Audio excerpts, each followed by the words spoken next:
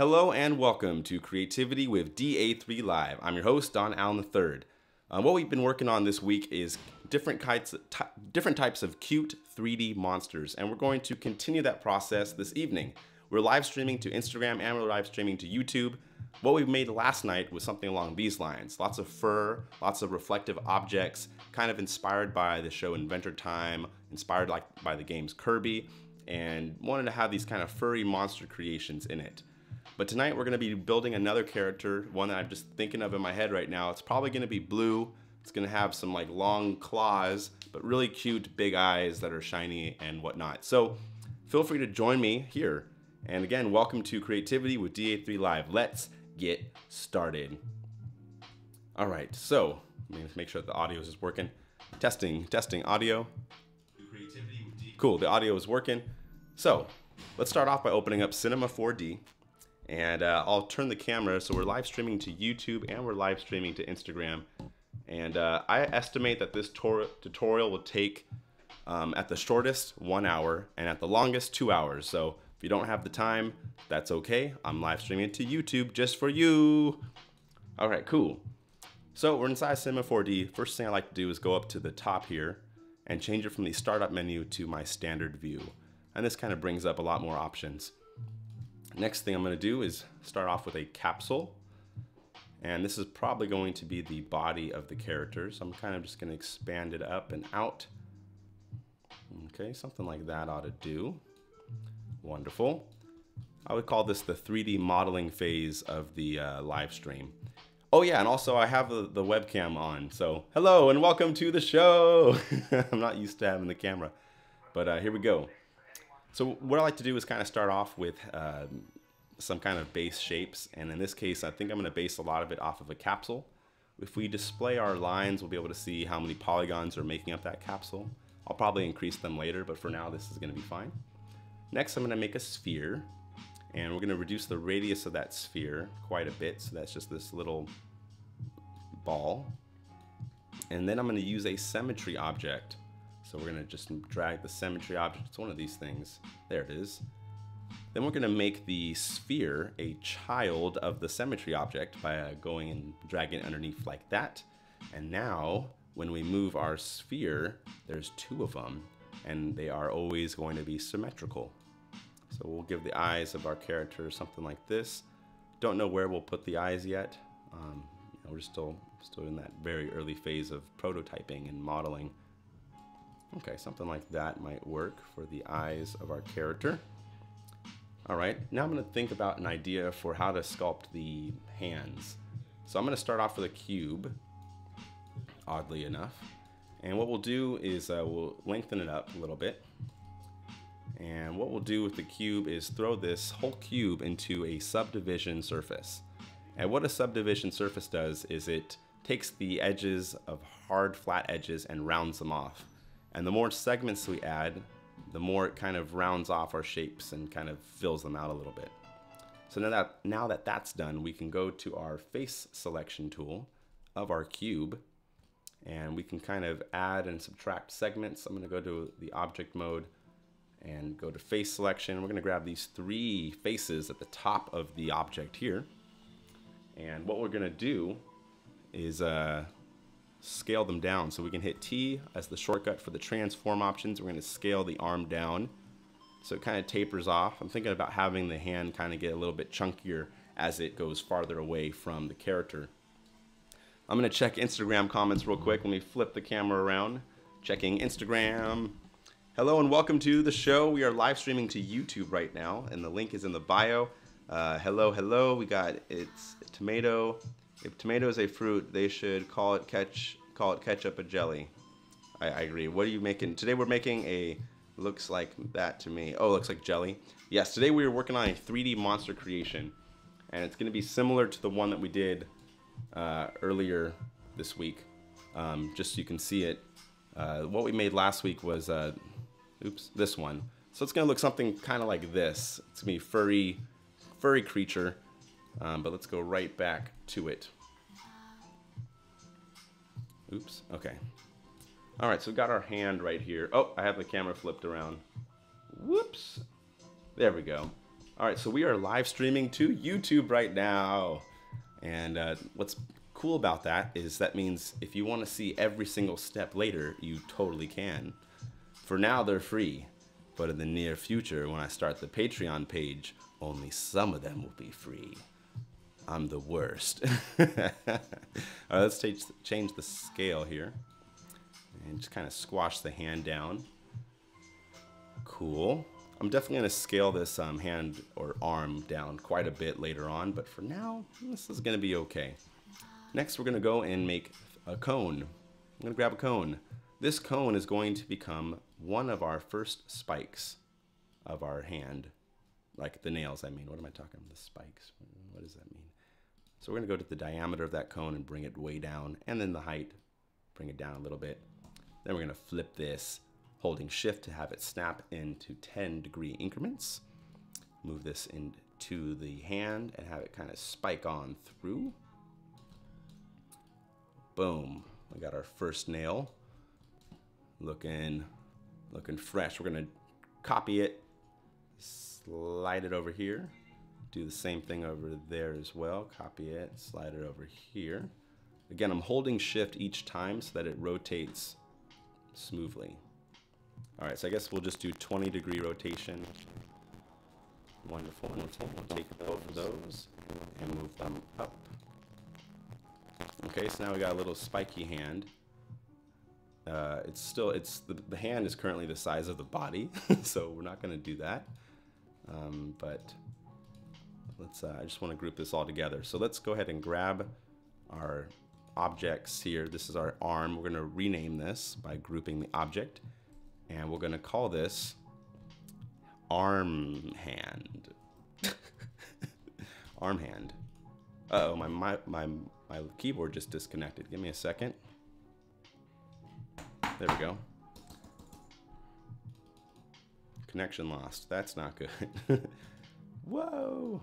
Arm hand.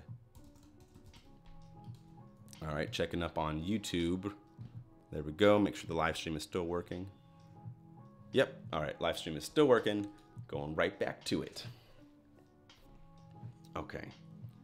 So yeah, we are live streaming to YouTube right now. Let's take this arm hand and then move the anchor point to start off from like where I'm going to connect the shoulder up here, so that when we rotate this later, it's going to rotate as if it's connected right on the edge here.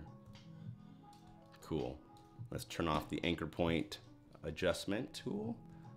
And now we can take the arm and scale it down to a normal arm size for our character.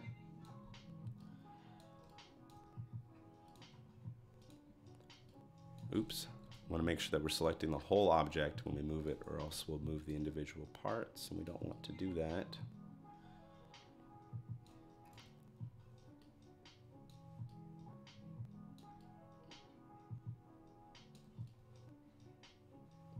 Okay. Cool, we got one arm. Let's go ahead, actually before we rotate the arm, let's just copy it over to the other side. Flip this 180 degrees.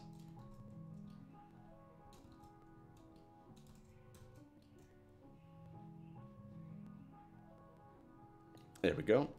And we'll slide this over here to the side.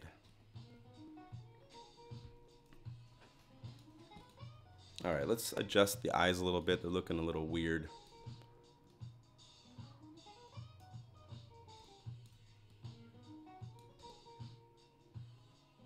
Okay, I'm trying to imagine this character being covered in fur is what we're gonna have it do in a minute. Hola, amigo. Okay.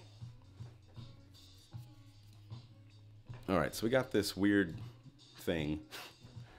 Next step we're gonna do is crack our neck a little bit, just get a little bit of movement.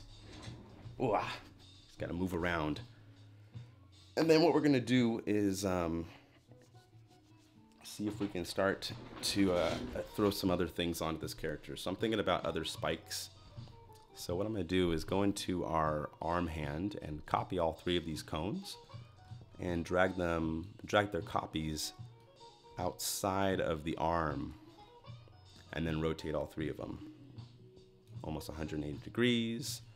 And we'll have it kind of snap back into the center here at 110. Move it up. Okay, so kind of give him this spiky hair or something.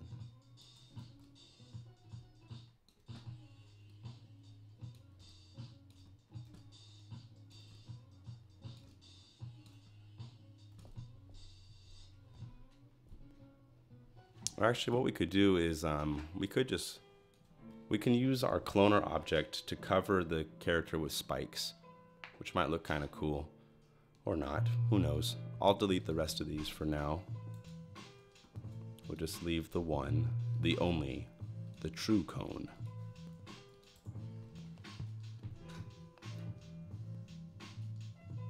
All right.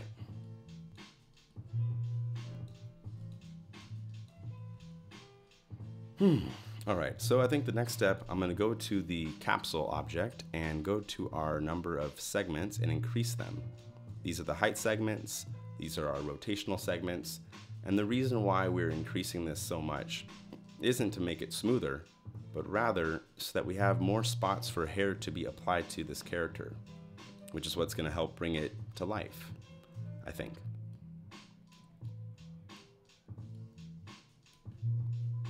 Kind of looks like a Pokemon or something.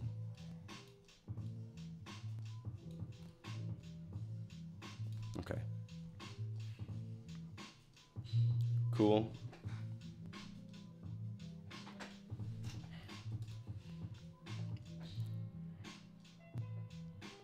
All right, cool. All right, so let's select our capsule object. And what we'll do with our object selected like so is we're going to apply hair by going up to our simulate, hair objects, add hair. And look at that. An afro has appeared all over the character's body. And if we hit play, the physics will let the default hair kind of fall down, just so you can kind of get an idea of where the hair is going to be. If we hit Command R, it's going to be this really ugly hair to start off with. There's really bad lighting on it. I mean, maybe, I don't know. I usually don't like the default that it gives us. So what we do is we go to the length of the hair, shrink it down a little bit.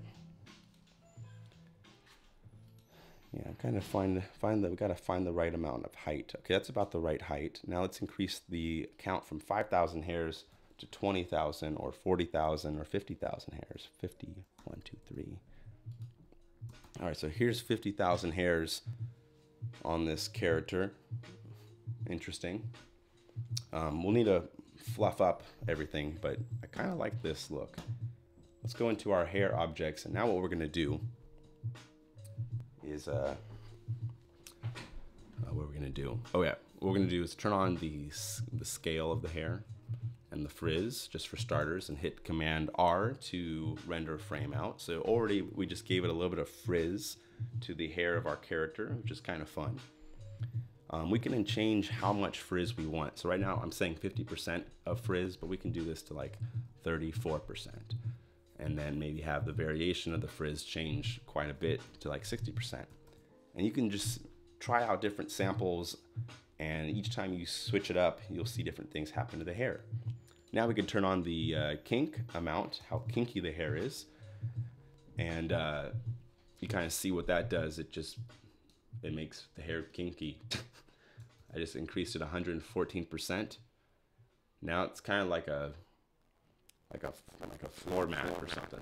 Reduce this to 14% or something. It's not enough. How about we go 37? So I like to call this part a process of just trial and error. Yeah. Next we'll go to our density and our clumpiness. With the clumpiness, we can create little clumps of hair. So I just increased the clumps to 44%. And you can see that little chunks of the hair kind of clump together. I'm increasing it again just for a dramatic effect. So you can kind of see, like, if you clump up the hair a lot, here's 100% clumped. It creates these little groups of clumpiness. So you can just imagine there's lots of different ways you can style the character's hair. I might not make the hair that clumpy. Let's go back to 14% or so. And then they also have the bendiness, the straightness, the curl of the hair. So I just increased the curl by about 70 degrees. It's got an interesting flair to it. But one of the most important things that we need to work on, I'm actually going to turn off the clump. I don't like the clumpy hair effect. Thank you so much, Jose. I apologize for not being too responsive on the Instagram comments. It's because we are live streaming to YouTube right now and trying to stay super focused. Next, we're going to go to the color of the hair. And we got two colors to worry about. We get our color for the root. So I'm going to get this dark blue for our root of our hair. And then we have the highlight color. And then we're just going to go and find kind of a bright blue. And let's give that a quick render, just so you can see what it looks like with blue hair instead. Oh, wow. Kind of reminds me of Sully from Monsters, Inc. I'm not going to do that, though. We're going to keep it ours for now. Cool, so that's those. Next, what we want to do, or what I would like to do, is use the brush tool. So remember this, we're on frame 31, and that's where I like our hair looking. So we're gonna go to our hair tools, and where is it? Simulate, hair selection, hair tools, add hair, or no, we need to set this as dynamic so it doesn't move around too much. Where's the set as dynamics? Okay, I think that did it. Let's give it a render real quick to see if it worked. Yeah. I'll play it forward. Okay, so it's not totally working, but that's okay. It's close enough. Cool. So we got that fur on it. What was I gonna do next? Oh, we're gonna add hair to the arms? Okay, whatever. I'm losing my train of thought. Let's select an arm and simulate hair objects and add hair to the arm.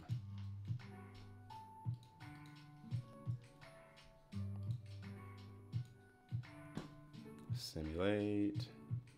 Oh wow, so you can't add hair to a subdivision cube. I wonder if I can just add it to the whole thing and then just take the nails out of the equation. Okay, let's try that. Simulate. Add hair. Ooh, didn't work either.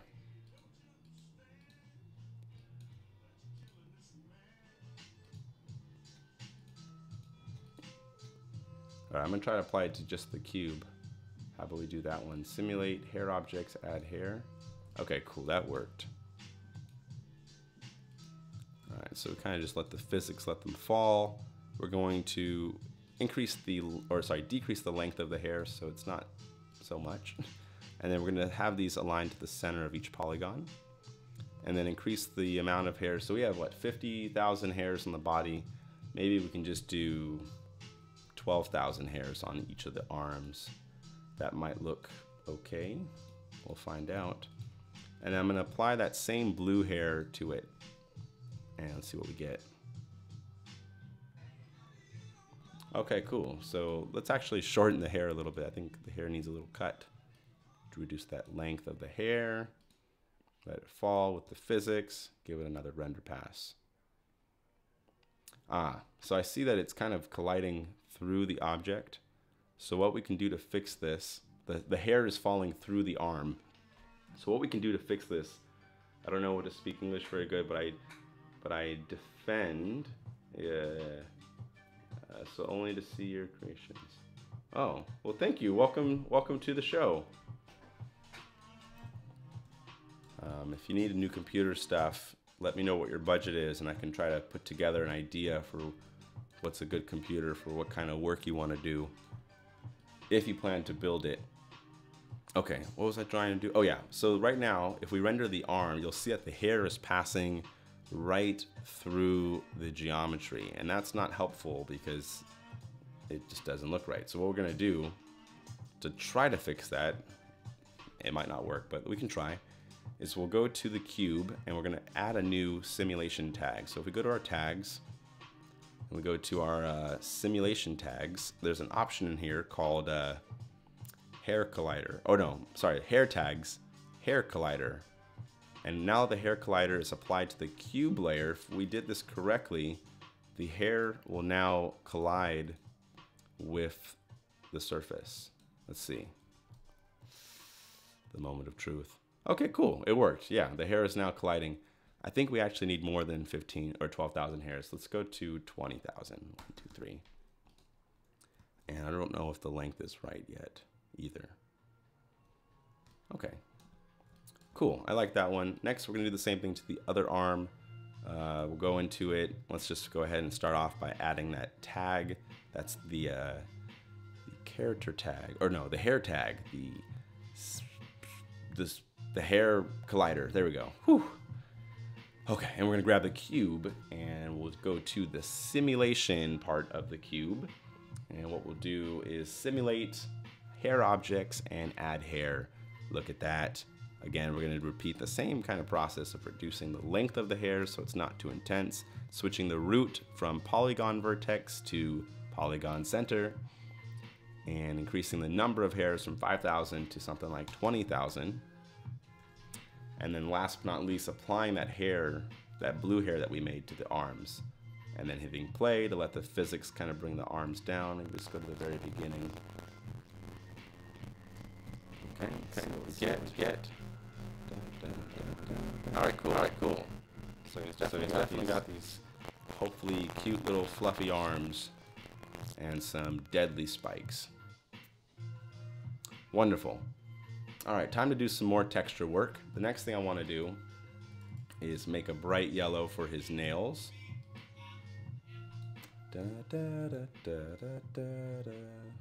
So I just made a new texture, and then we're just going to apply it to each of these cones. We can now turn off our displaying of the polygons. We'll go to garage shading, so we kind of just see our colors appear now. And I'm applying some nail color. Some nice yellow glossy nails. Cool. So it's going to be a nice contrast with that yellow and blue. For now, I'll do it to one of the horns as well. Or actually, I'm going to make the horns in a totally different way. I take it back. Let's get rid of that. Let's render what we have. All right, cool. So we got these yellow spiky nails. Let's give them a yellow tummy. I don't know, it's just an idea. This is how these things work. You think, hey, what can make this worse or better or whatever, and then all of a sudden you have a yellow belly. Let's see what that looks like.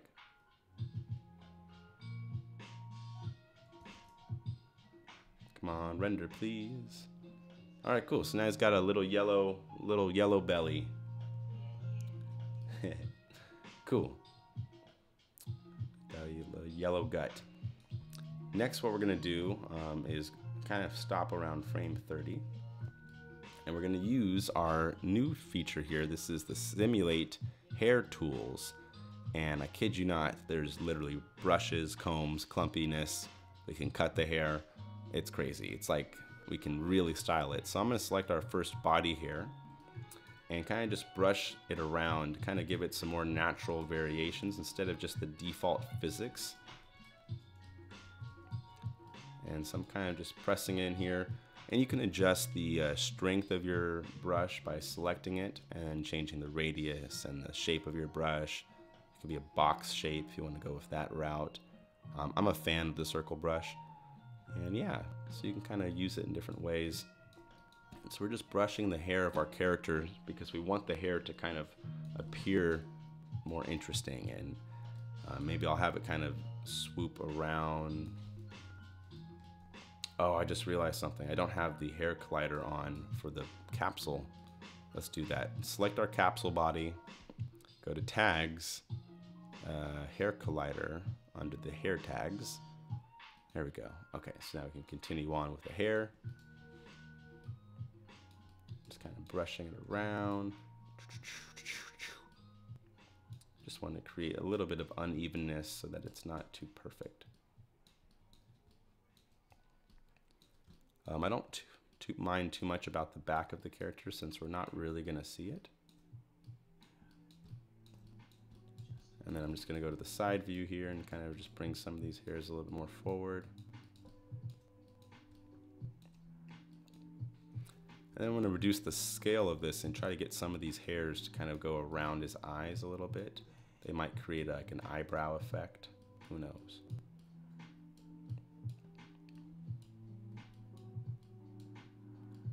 Okay, so we got to move the hairs around quite a bit. Let's see what it looks like if we give it a little render.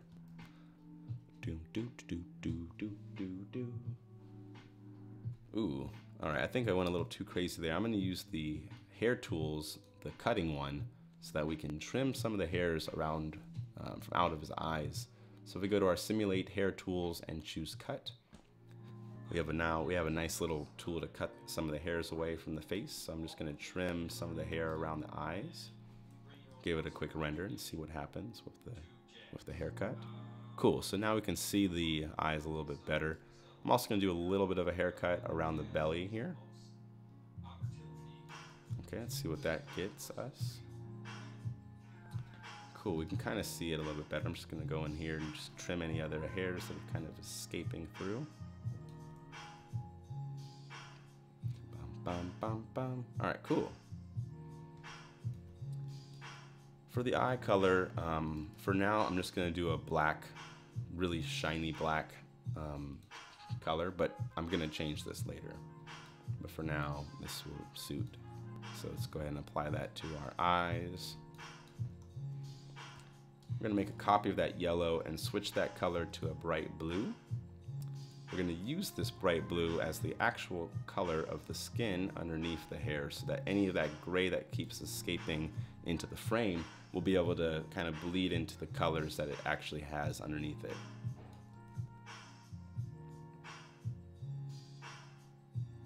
Wonderful. I'll probably make the eyes bigger, but before we do that, let's go to the hair on the arms and just brush those as well. Oops, I cut them. I meant to brush the hair. There we go, just kind of just brush it down. Do the same thing over here. This hair object, just kind of brush some of these hairs down. Give them a little bit more movement for some reason. Okay.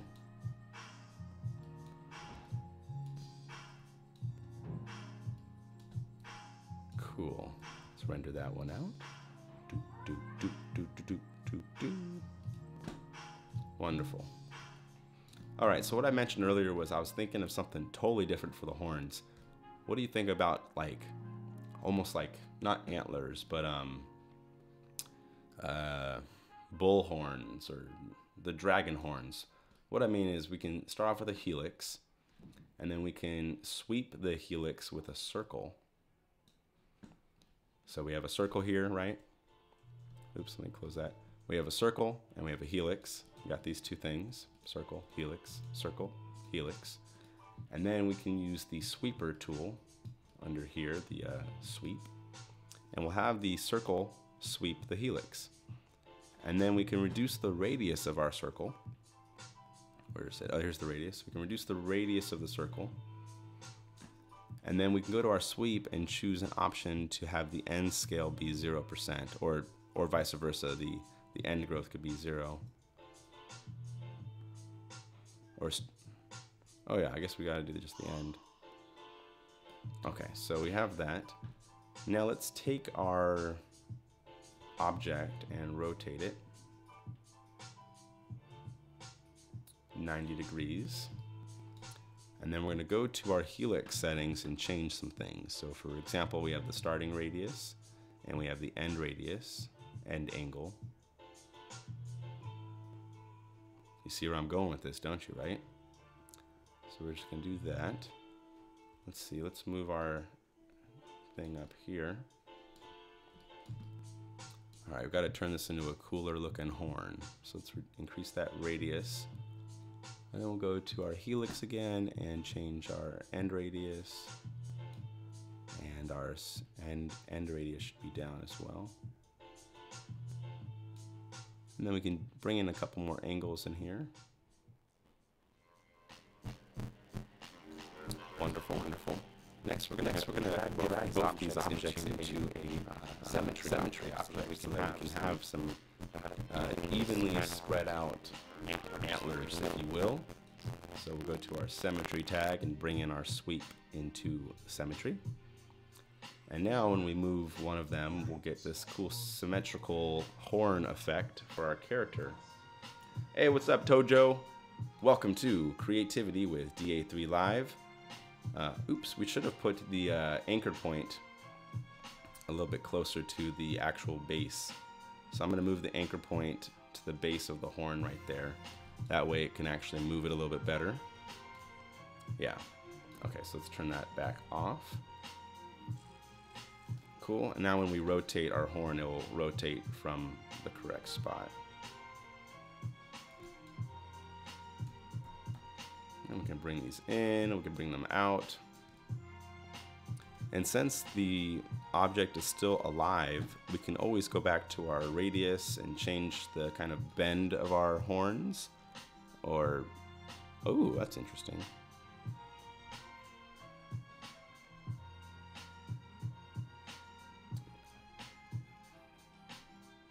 I don't know. I like all of these so far. I don't know what horn will be the best for the character.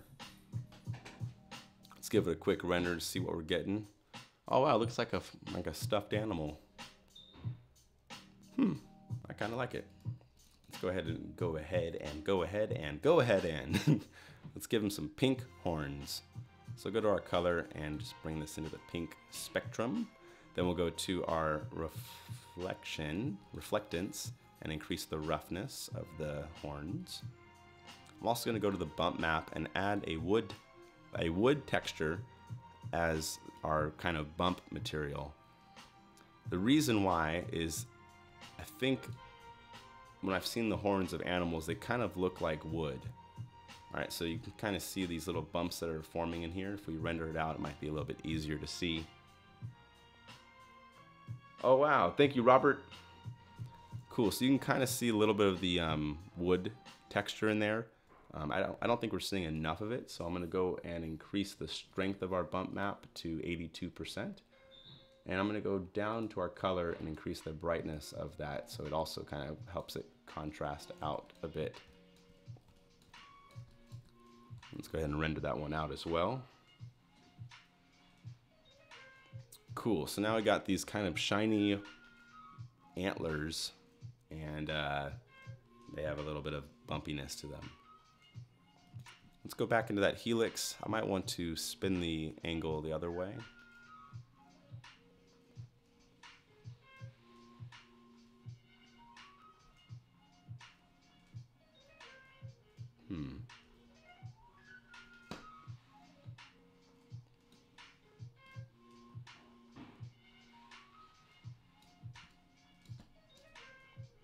Alright, this part's tough because I don't want to mess up the horns too much, but I definitely want to adjust them.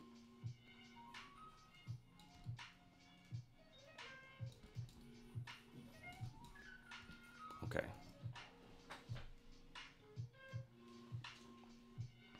Cool, so now we kind of get a lot more of that blue reflecting into it.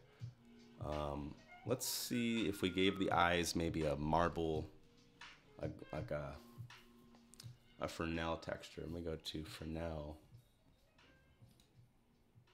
A Fresnel is essentially a gradient that affects the edges of an object. So it's great for spheres if you're working with spheres.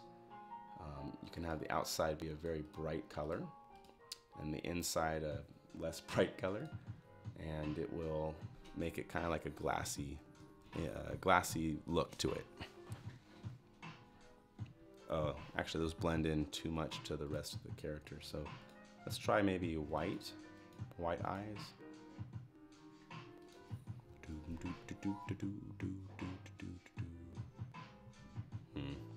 Not feeling that. Let's try luminance, and then reducing the luminance strength so it's not too intense.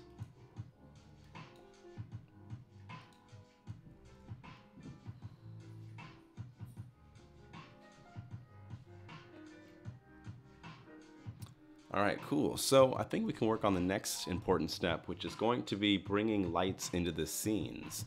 We're going to bring some three-dimensional lights. Oh, I love the overlay. Oh, wow. Yay. Thank you. Thank you, KTW team. I appreciate it.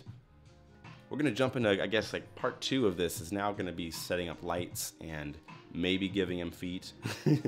Can't decide yet. Maybe feet, maybe no feet. All right, but for now, let's put some lights into our scene so that the light looks a little bit better. If we want to make him look really creepy, we can have a light underneath him like this. And by doing that, it will accentuate the shadows upwards on the face. This is like that kind of spooky look to it. So we've got options. Maybe we want to move... Oh wait, I forgot. Shadows were turned off. Let me turn on the shadows so that I can actually make the effect that I was talking about a moment ago. We go to our shadows. We have it set to soft shadows. All right, here it is with soft shadows. 3, 2, 1, render. Ooh, look how ominous that is. Dun dun dun dun. It looks like it's something you wouldn't want to see. Okay, cool. Next, I'm gonna move to a top-down view of our monster. It looks like that's in front of him. So what we'll do is we'll copy this light. And actually, let's tint that light slightly blue, make it a little bit colder. And then we'll tint or move this light, a copy of it behind him. We'll make it a little bit purple, and I might even lower the intensity of that light. Cool. And then we'll copy a third light and put this one way over here. And I'm gonna have this one be slightly warm, just a little bit of orange, a little bit of yellow light coming in from that side around him. So what this is called is a 3-point light setup. I'm gonna bring this one above him, and I'm gonna bring this one in back. And what 3-point lighting does is it helps build out the dimension of a scene because it allows for the maximum variation of ways that light can hit the subject.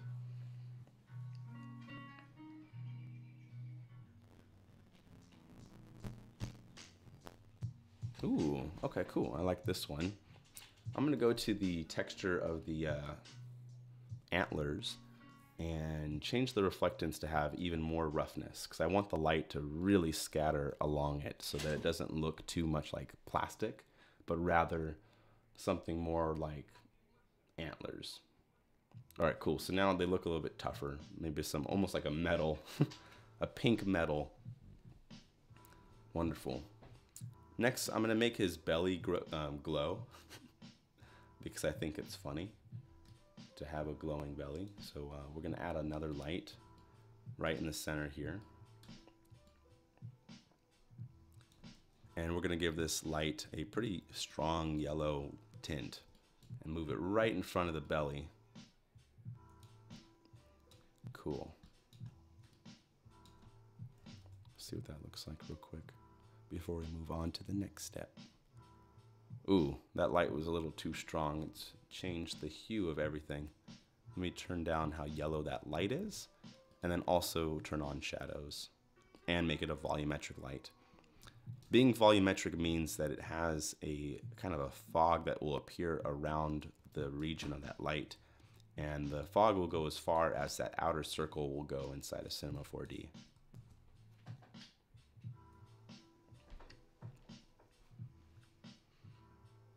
Cool, now he's kind of got like a glowing belly. I think that's funny. Maybe I'll make that a little bit larger, the radius of the glow.